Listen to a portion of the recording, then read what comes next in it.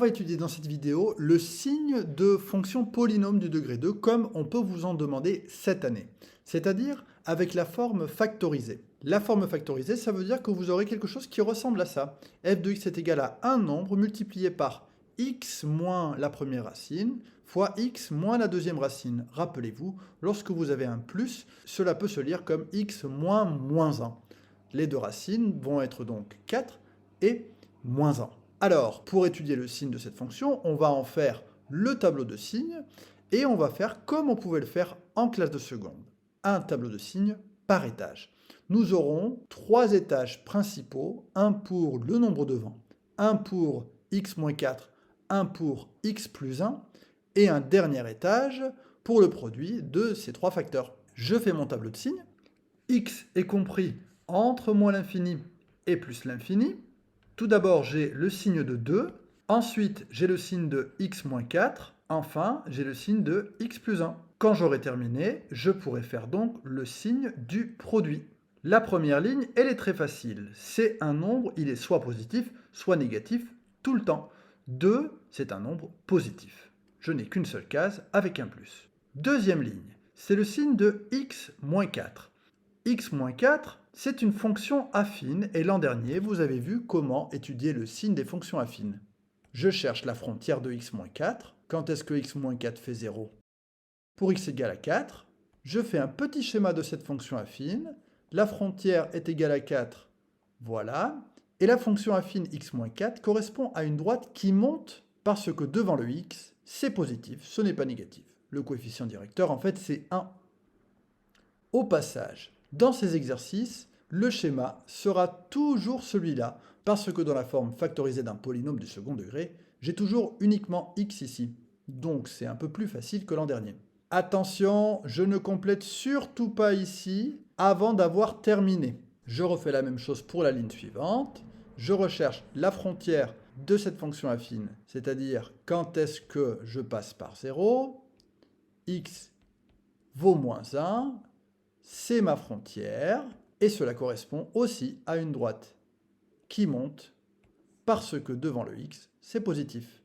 Maintenant que j'ai toutes mes frontières, j'en ai 2, 4 et moins 1, je peux les placer dans l'ordre croissant. Et je repère la première frontière pour cette ligne, c'était 4. En 4, ça fait 0. Pour la ligne suivante, la frontière, elle est écrite ici, c'est moins 1. Et lorsque je multiplie, 0 fois quelque chose, ça fait 0. Donc, pour mes deux frontières, le produit sera aussi égal à 0. Maintenant, je complète le tableau.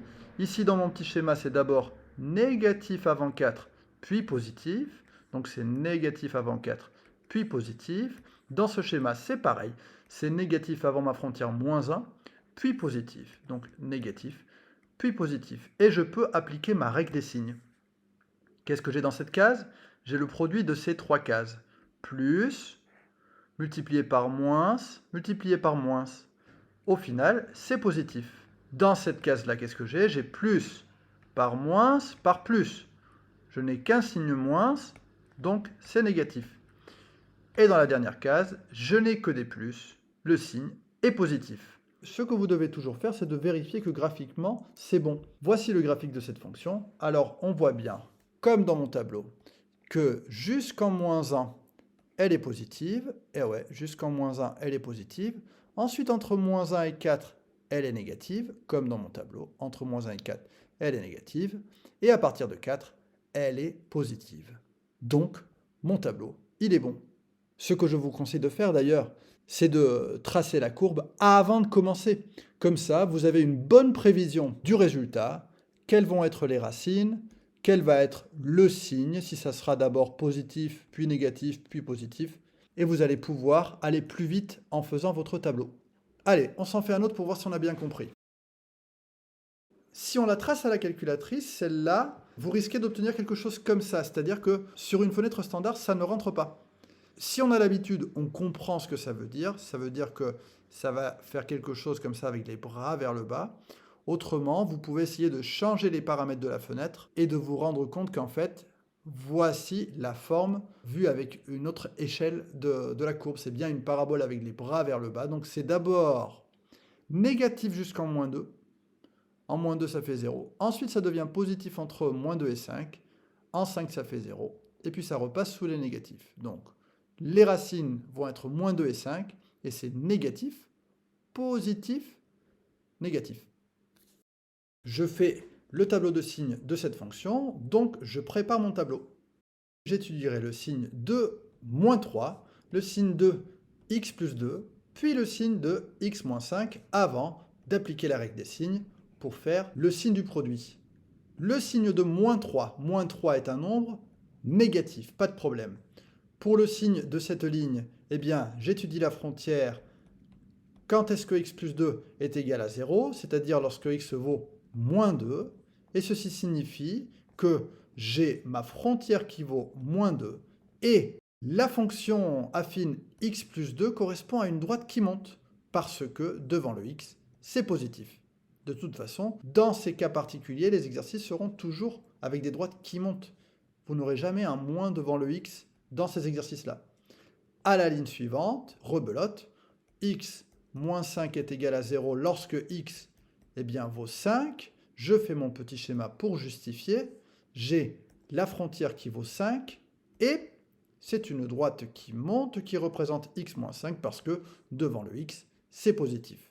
Je peux donc maintenant, et seulement maintenant, placer mes frontières. Mes frontières sont moins 2 et 5.